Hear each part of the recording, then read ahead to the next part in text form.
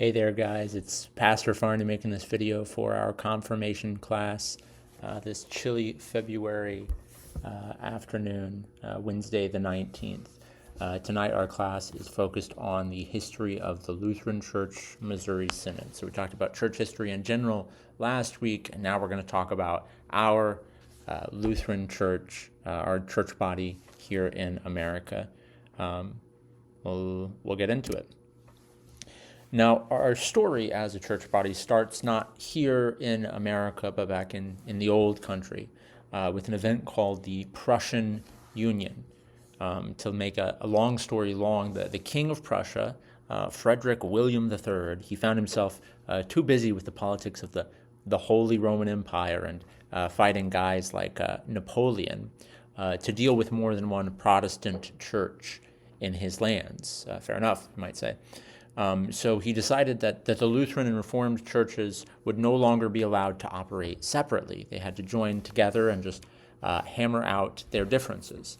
Now, of course, when you blend the two, the mixture looks a lot closer to the Reformed side of things than the Lutheran side.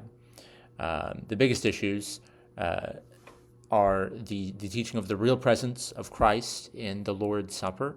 The Reformed taught that Christ was not really present in the supper. It was a special event, it was a good remembrance, but Christ was not personally present.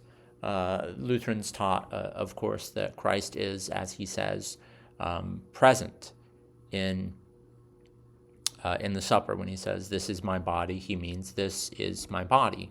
So also with the cup. And so the Union Church, of course, would kind of keep silent about that issue, but that kind of, from the Lutheran perspective, defeats the purpose. When you're asked, hey, what's going on in the Lord's Supper? And you go, not really sort of anything. That's a lot closer to the Reformed view than the Lutheran perspective. The other issue wrapped around kind of views on election, the doctrine that God chooses us to be his own, not by anything in us, but purely by his gracious will. That's a Lutheran teaching. The Reformed usually, there's more variety with them, but they usually teach that God picks some to be saved and picks some people to be damned to hell. Of course, Lutherans can't teach that because Scripture doesn't teach that. It may make a lot of sense, but it's not in the Bible, so we don't teach it. So the Lutherans found themselves being told to worship in a way that they could not, in good conscience, worship. And there were plenty of people that decided they would just get through it, hold on to their beliefs in private. Some even decided to travel across territories and states, countries, that is, to get their children baptized by, sort of a real Lutheran pastor, one who was faithful to Lutheran teachings, not one that joined the Union Church, or they'd make this long trip to receive communion. But many decided that this was as good a time as any to leave. Not that they wanted to leave their homeland, but sort of from the political point of view, wars had been ravaging Europe, and there were a lot of political and religious changes going on. So when they heard that American farmland was just obscenely rich and it was plentiful, they made the very difficult decision to charter some boats and to go to America. And this is kind of time period wise, this is late 1830s. And so they end up leaving in September 1838, and they arrive in New Orleans, Louisiana in January 1839. They left with 707 people, decided to immigrate with this group, including 4 pastors. They took 5 ships, one of which, the smallest of which, was lost at sea and was never found or heard from again. It had about 105 people on it. So it kind of underscores how difficult this voyage was, and the settlers kind of come with heavy hearts, you should say. But they arrive in New Orleans in January 1839. And for whatever reason, kind of glad for this, I should say, they don't stay in New Orleans. They take the river up to St. Louis. Now, while they were in St. Louis, they decide they're only going to be in the city temporarily. And so they're looking for property that they could all kind of join together and start a community there. And they decide to buy a bunch of property that's about 100 miles south of St. Louis, in Perry County, Missouri. They buy a lot of farming property. It ends up not being such a good decision. A few people did decide to stay in St. Louis. They had founded a church there while they were there temporarily, shopping for tracts of land. Now they had the chance to buy what would be now a very rich tract of land north of the city, which would be better farmland, would be much more valuable today. But they ended up picking this spot in Perry County, not because it was the best deal or because it was the best land, but because it looked a lot like their home. It looked like the land they had left. Now, as I said before, they bought a lot of farming ground. Unfortunately, they forgot to pack very many farmers for the trip. A lot of these men were professionals. Very highly educated doctors and lawyers and those sorts of people. They had a pretty miserable time for the first year or two. Crops weren't coming up particularly well, and a lot of them were left camping in tents, begging and stealing and borrowing, depending on the generosity of their neighbors, for quite a long time. This was not an easy change from where they left. But eventually they do things kind of sort out for them, and they become established and start even to prosper in some sense. But it wasn't tremendously long into their time living in Missouri that the Lutherans ran into a big scandal with their leader. This guy pictured above, this is Bishop Martin Stephan. He was their bishop back in the old country. He was kind of the head of this expedition, kind of arranged the immigration, and he was their leader not only in a spiritual sense, but he was also kind of the mayor of town, right? He ran things also in a temporal sense. He even on the boat, on the steamboat from New Orleans to St. Louis, has a bunch of people sign a document saying they will obey him absolutely. And this actually becomes pretty important as LCMS history goes on. So back in the old country, they were used to this system of bishops, kind of a top-down, hierarchical way of running the church. So the bishops had quite a bit of power. They were kind of what they said went for the most part, unless someone higher than them had something to say about it. And so when they came to America, they don't really see any good reason to change that, at least not yet. And so they bring along their bishop. This is their leader, and they really were quite obedient to him, both in religious and non-religious decisions. But he was, we'll say, not very responsible with his power. In fact, particularly irresponsible with his power. And it wasn't long before he began to abuse it. He would use, group funds for his own personal tastes, often very expensive taste. Not just regular upkeep, but he had a finely stocked wine cellar. He insisted that they build him this magnificent house, even while many of them were living in tents. But while all of that was bad enough, what really did him in was that big house he lived in. He had, the story goes, a number of young ladies living there with him, which you ought not to be doing, we'll say, as a man of God.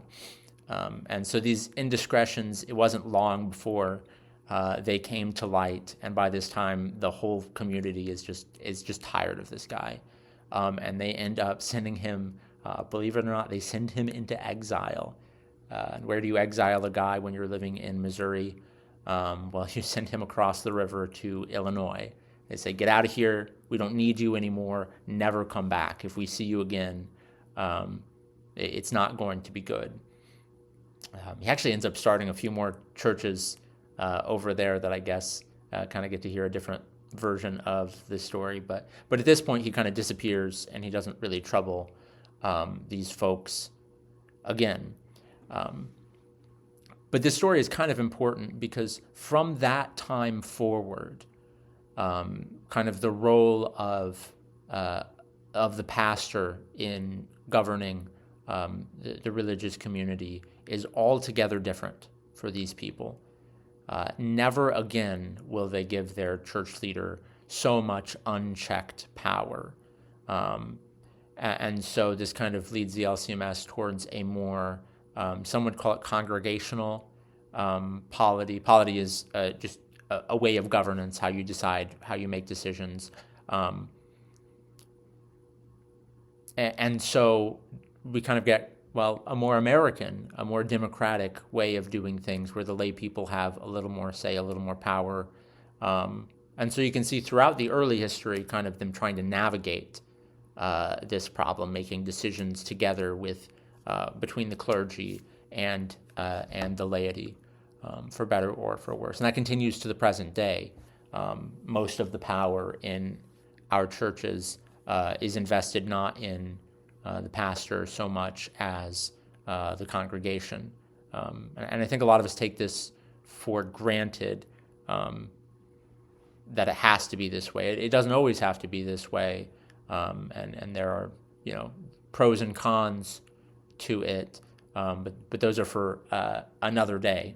And thus far, it's been a system that works really well.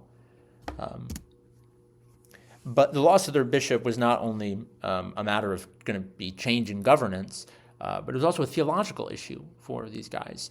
After all, this is the way they had learned that the church ran. And I'll spare you all the finer theological points and details.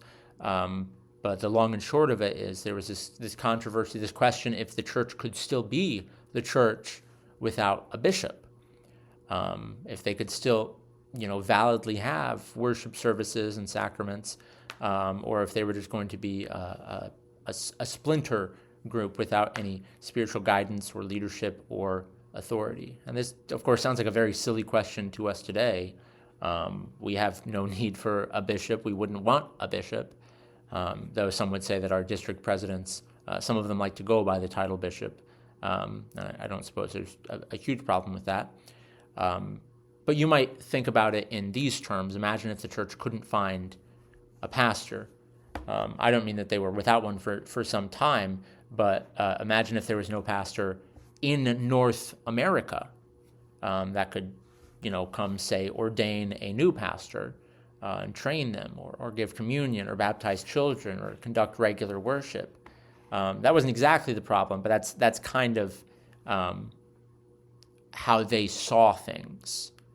They were without that spiritual leadership, even though they did have pastors, but they didn't know that they could make any of the pastors a bit. It was kind of unclear how to proceed. Anyway, the problem continued to escalate, and a lot of these lawyers that came across that were kind of, we nowadays call them kind of nerds about this kind of stuff, about doctrine and bylaws and those sorts of things. This group of guys said that probably what the group should do is just call off the whole experiment and go back to Germany. And there were a lot of people that were convinced of this, that this would be the right thing to do, that no, we couldn't do this without a bishop. We don't have the proper authority without a bishop, and we can't just make a new one out of nowhere. But there's one fellow who becomes probably the most important figure in the history of the LCMS who takes the other side. This is Mr. Karl Ferdinand Wilhelm Walther, which is a mouthful. He usually gets referred to as CFW Walther. It's too many names. Anyway, he kind of took the other side. He said, no, we can certainly proceed without a bishop. The church is still the church. It's not a bishop that makes the church. It's the word of God that makes the church. And so they kind of hammered out at what comes to be known as the Altenburg debate. And you see this picture up here. That's a little marker where the log cabin used to stand, where they had this debate down in Perry County. It is kind of a beautiful landscape. I see why they liked it.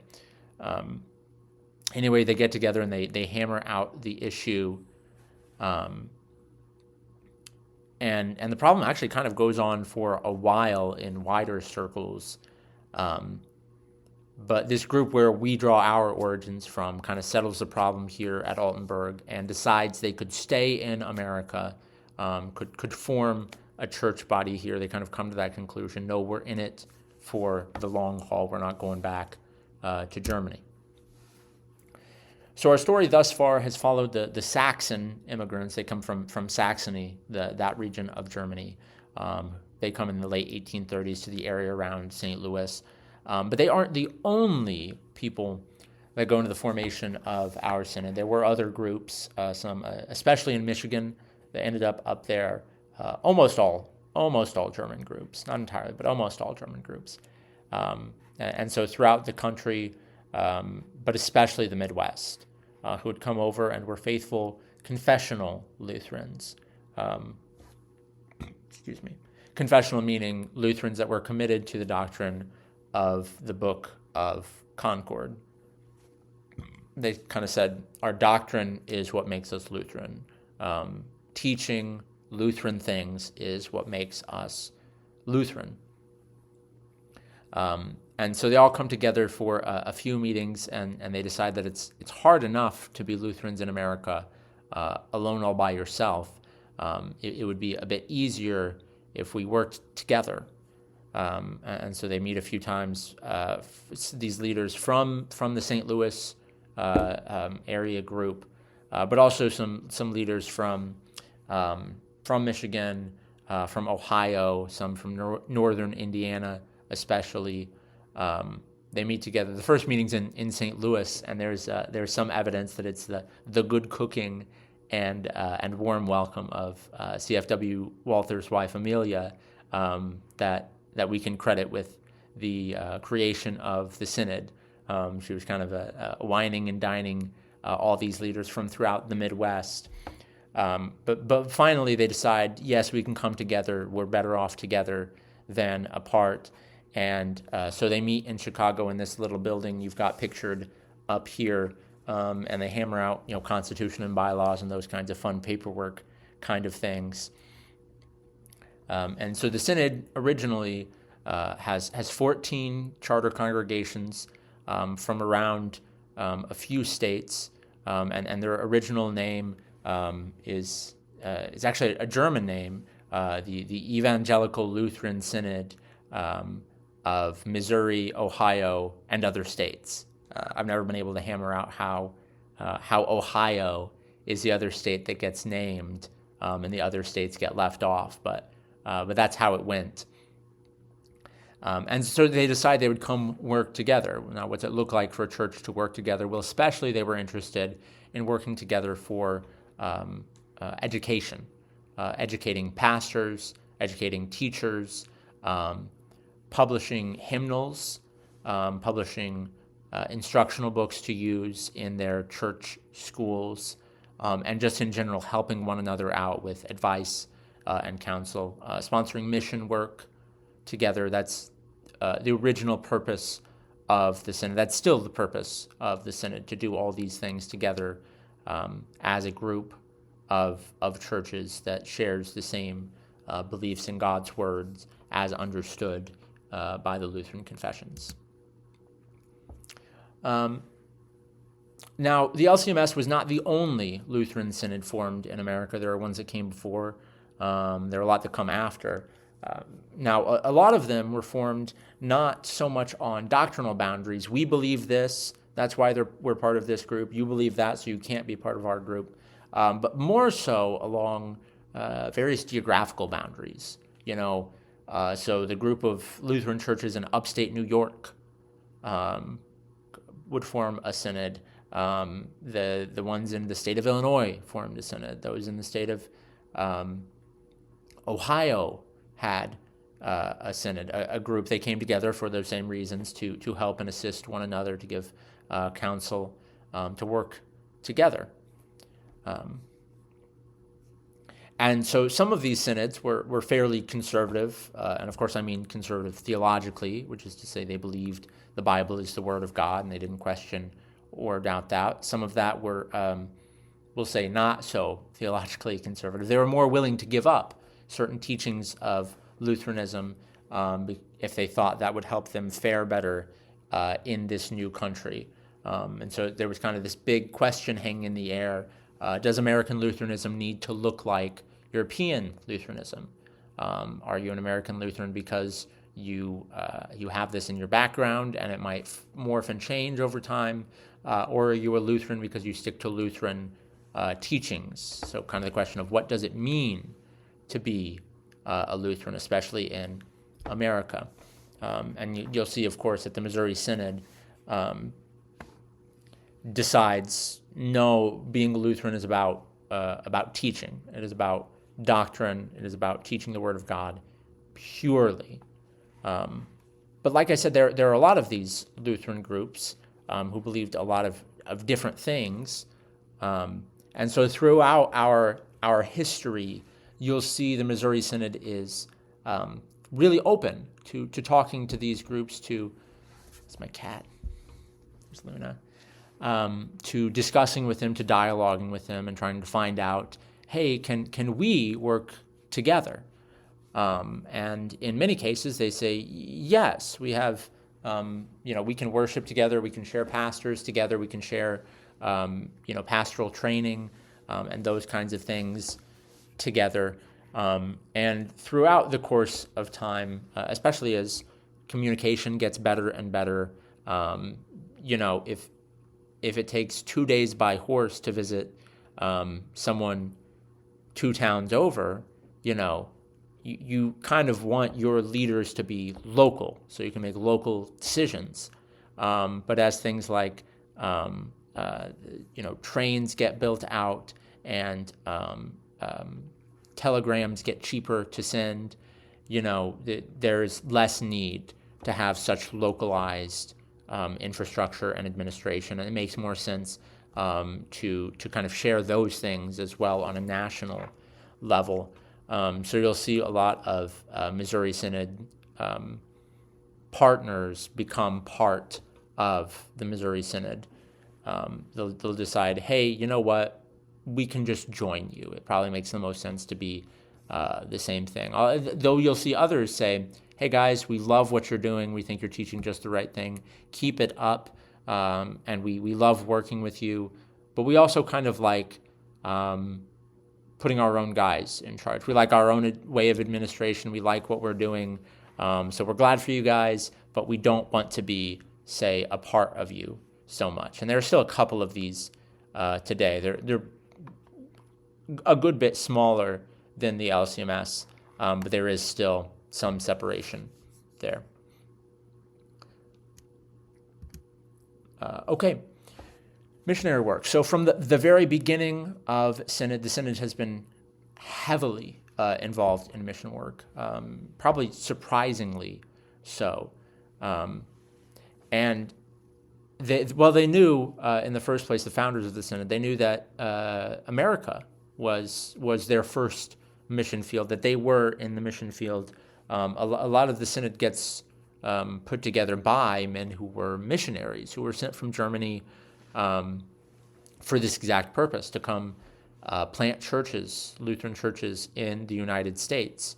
There's a very famous letter of one church leader in America writing over and just describing the horrible state of the American, what in that time was the frontier, is now places like northern Indiana, still the frontier to some, writing over and talking about just how unchurched the people are. There's this myth that back in the day, everyone went to church every Sunday, and that's simply not true for most times in this history of the United States.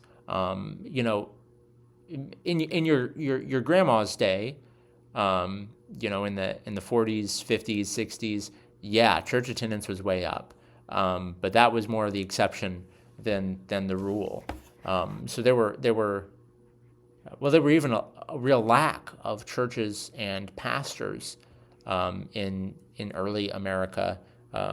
There's a great text that kind of goes through all these different pastors, and it'll talk about where they went and what they did there, and over again you see kind of the same pattern. It was, oh, he was so faithful. He visited all these places. He preached in all these places. He saw so many people, and he died at 30 years old. And you go, well, why are they dying so young? And the answer is they would spend almost their whole life on horseback, just riding from town to town, stopping at every inn, stopping at these homesteads, and preaching and giving the sacraments, and just running themselves into the dirt, working too hard, and then they'd get sick young and die. But these guys wouldn't stop doing it because there was just such a shortage. And so all of that to say, missionary work is very important to the Lutheran Synod. It's a big part of our history. And from the very, very earliest days, we were not just asking for missionaries, but sending them to other countries. There was, for quite a long time, I'll have to back up a little bit. So the Synod is divided into districts. So Indiana has a district, Michigan has a district, Ohio has a district. They're not all state by state. For example, Illinois has so many Lutheran churches, they have 3 districts.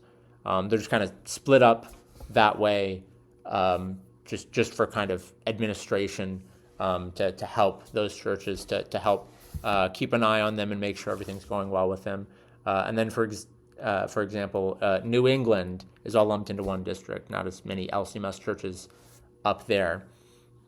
But those districts, for the most part, are states or groups of states. But there's a long time where we had a Brazil district, and an Argentina district. I want to say even an India district, because we're sending so many missionaries out and planting so many churches.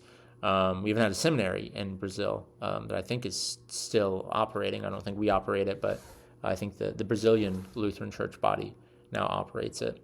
And so sending, and not just kind of close or easy places, but we would send them to all over, truly all over the world, to little countries in Africa that you've only seen on a map.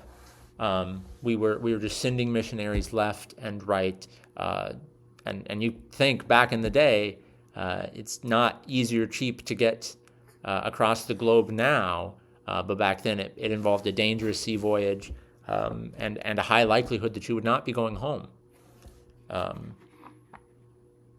So all that to say, we are very proud in our Synod of the missionary work that we have done in the past, but also that we continue to do. This picture above is from a newsletter that a dear friend of mine sends out. We went to seminary together, graduated at the same time, and he was called to be a missionary in Belize. And so that's just one of the many countries. I don't even know how many countries we have missionaries in right now. Now, for the most part, we don't. I should say this first. We don't just do international mission work sending into other countries, but there's also a long time where we did domestic outreach and mission work, especially in the aftermath of the Civil War. Right, if you know anything about your history, the Civil War was not good for the South, kind of economically. It was pretty ravaged by the war. So there were a lot of people impoverished, couldn't really afford schools. And so the LCMS decided that part of their missionary work and kind of part of their mercy care work would be to establish a lot of schools in the South, schools for the poor, schools for former slaves and their children.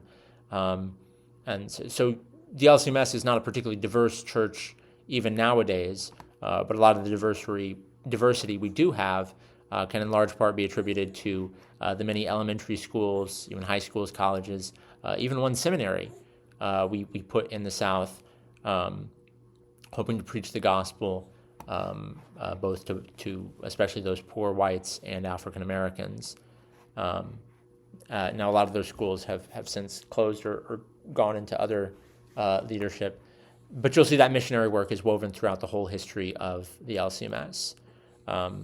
Now, at the present time, we prefer not to put LCMS churches in other countries, but to help partner church bodies. So these are people that agree with us, and if they were in the United States, they would be LCMS.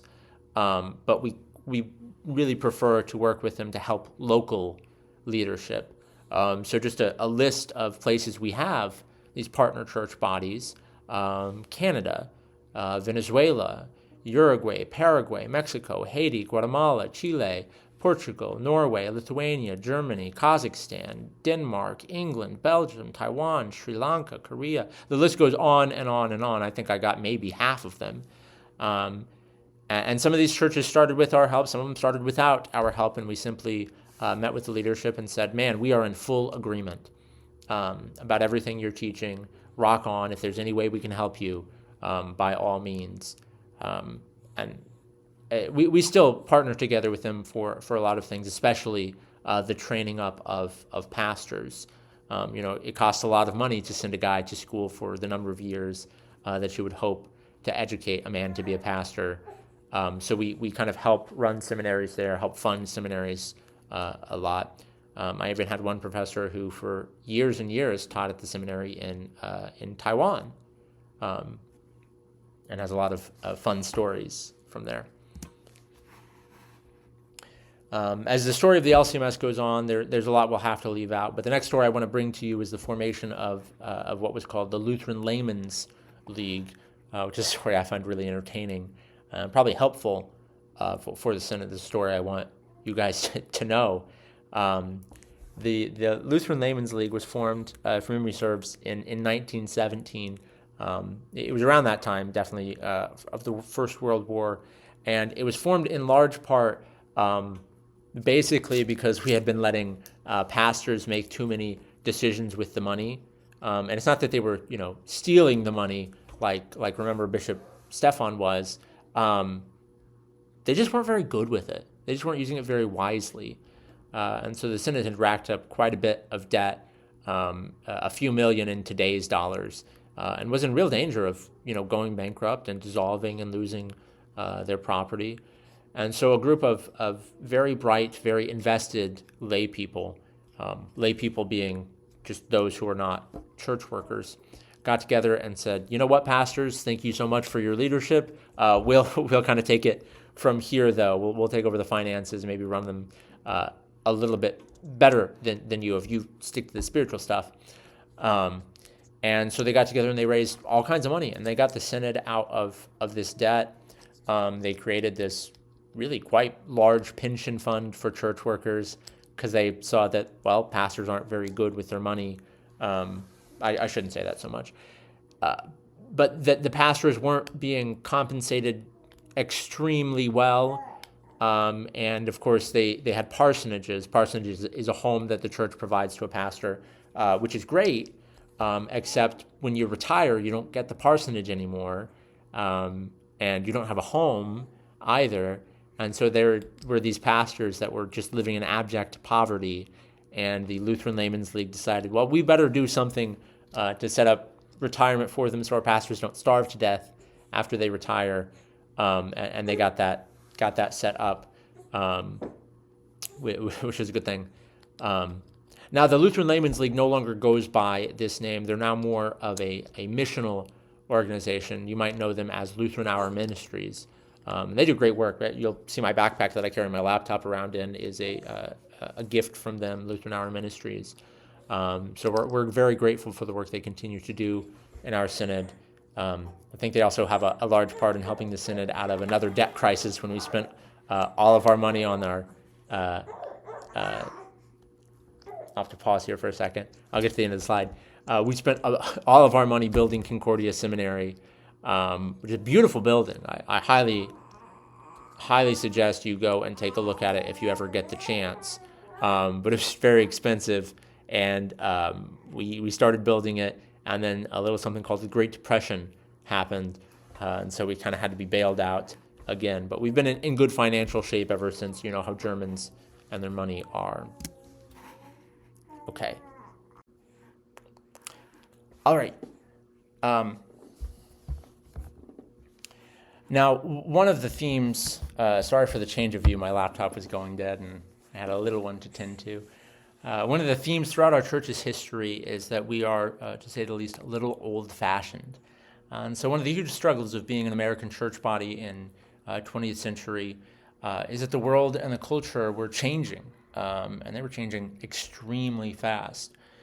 Just think about what the world was like in the year 1900, and think about what the world was like in the year 2000, right?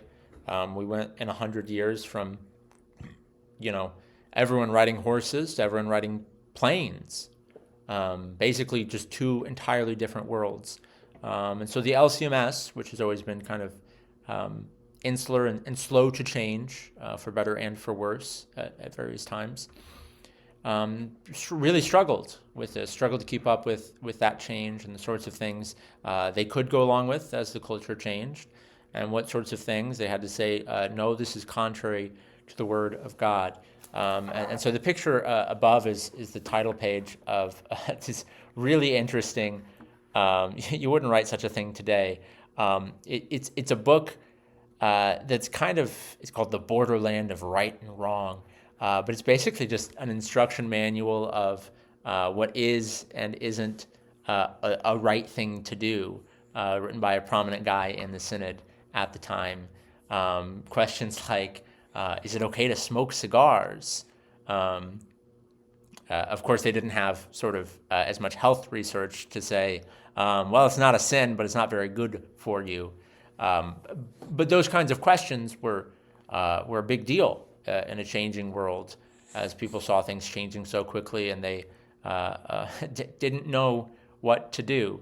It looks really silly looking back on it, but it's kind of a sign of the times. There was even this kind of a minor controversy in the synod. A few churches left over this, the question of whether engagement is legally binding. That is, when a man and a woman agree to be married, is that and when they perhaps decide afterwards that wasn't such a good decision before they're married, is that the same thing as divorce? Because kind of, in medieval Europe, this was as good as a marriage contract, right? But it's not really seen the same way in our culture. So there's a question of what do we do about that? Which way is right? Which way is wrong? Or does it not matter? Again, a question that to you and I is that's kind of a silly question. You wouldn't even think about it.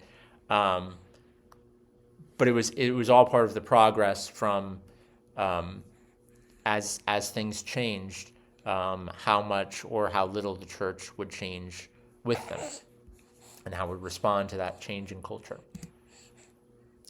Another important LCMS organization that you should be familiar with as we talk about the history, and if your grandparents are Lutheran, ask them about this one, is called the Walther League. The Walther League, of course, named after C.F.W. Walther, the first president of the synod. He was there at the founding, came over from Germany. We talked about him a little bit earlier. He was also the first president of the seminary. He was an extremely busy guy. He was also the pastor of a few churches while he was doing all of that. And you might say, how is he doing all of that? That sounds like too much for one person. Well, it was. He was prone to nervous breakdowns. And at one point, they loaded him on a train and just sent him over to California as far as they could and said, just chill out, guy. You're working yourself to death. At any rate, the Walther League was formed as sort of a synod-wide youth group. And so the Walther League would get together and they'd have big conventions. They'd raise money for missions. For example, our picture here is the Wheat Ridge Sanitarium, which was sort of a non-profit hospital that was funded entirely by the Walther League.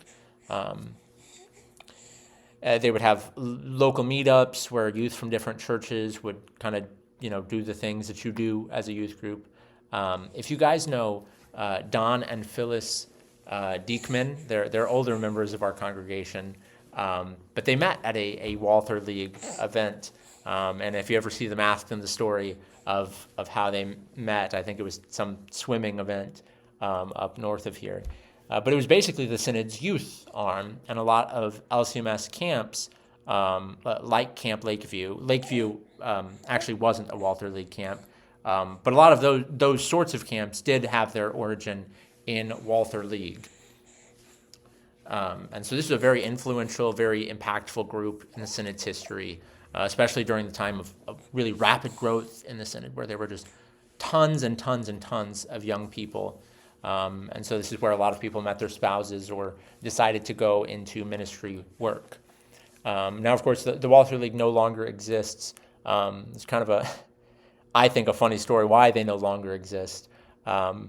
It was around the 60s and the 70s. They became extremely political for whatever reason. It was kind of that time, Vietnam War era. Everyone had a protest for everything. And so the Walther League was like teaching its members how to dodge the draft. Whatever your opinion of the Vietnam War is a strange thing for a church youth group to be doing, to say the least. So it kind of lost a lot of goodwill and funding that way. So it eventually disbanded, and that void has kind of been filled up in other more local or district focused ways. But that's the Walther League, very important. There's a good chance some of you wouldn't even exist if it weren't for the Walther League, because of so many people in the Synod met and got married at these events. Now, I don't want to spend too much time on this section, but it's one you'll hear about if you look into LCMS history, and I fear I will go on too long. The Simonex controversy, which is this event in that same time period, early 70s, late 60s, kind of brewed up, where a lot of the people from the seminary, especially a lot of professors, began to be influenced by what is sometimes called higher criticism or historical criticism. But the long and short of it is it was a movement in theology that started to really question whether the Bible was true, whether the Bible was accurate, or if they got a bunch of things wrong. Now you might ask yourself, what is a church like the Lutheran Church Missouri Synod doing, being within 100 miles of such a movement? The long and short of it is a lot of professors had just kind of, through the courses of their scholarly exercises, run into a lot of people that believed this kind of thing. And these people weren't dummies, right? They were actually very, very well educated. And so with contact with them came kind of a movement to say, man, we need to get academically stronger as a synod. So we need to send guys off to these European PhD programs, to Harvard and Yale. And so that's kind of how that influence came in. And it eventually makes its way to the seminary, to the point where, yeah, not good stuff. That's right, baby. Where it becomes, it's debated how widespread this was, how much these people believed it. If for some people it was just, here's an interesting theory some people are talking about, and for others, if they thought, no, I really do believe that the Bible is just, full of nonsense. At any rate, whatever the level, and surely different professors had different perspectives on it, but it got to the point where it was really, really becoming a problem, and a lot of classes and students were beginning to kind of doubt the scriptures, were beginning to not just interact but believe a lot more of this liberal theology, to reject the word of God, and to be, shall we say, less than faithful in their belief and practice. And so this creates a big stir. And there were all kinds of, political things added to this as well. Like I said, it was the late 60s, so there was nothing better to do than to join a protest, whatever the subject was. But there was this whole matter of basically the professors and students decided to stage a walkout to stage a protest over what they saw as the synod kind of nitpicking them or trying to control them or push them around. And the vast majority of the professors end up getting fired over this protest. The students are a little more split. Some of them just kind of followed their professors because they liked their professors and thought, oh well, I don't really know about this Bible stuff, but I like my prof, so I'll support him in this contract negotiation. And a lot of those guys end up at the end of the day going, oh wow, we got really misled here. We'd like to come back and be a faithful part of the synod. And a lot of the other guys end up in more liberal Lutheran denominations. But this was an absolute crisis for the synod at this time, because they were saying, what is going on with pastoral formation? Are our pastors starting to believe this? Is our church going to start to believe these things? And it's kind of surprising, actually, that things worked out the way they did, that the administration and a handful of professors and the synod itself said, no, we are going to remain steadfast to the word of God, and the Lutheran professors and all these professors that walked out can just get bent and go do their thing, whatever. We don't care about them anymore. Good riddance. So at any rate, it's not really all that substantial in our synod's history, but it is something you'll hear about quite a bit, and it comes up really a lot lately for whatever reason.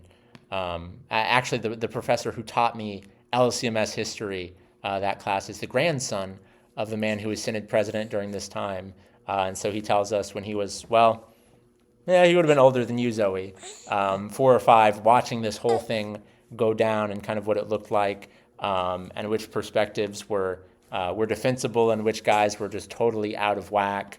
Very interesting. We can talk about more some other time. All right, well, let's move off of this slide.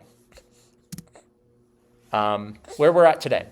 So today, the LCMS is it depends how you count it, the second largest Lutheran body in the United States.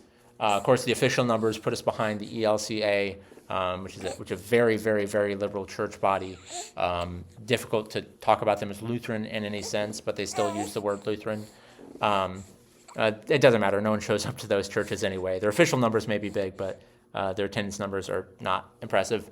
But anyway, it's by far the largest kind of traditional church body.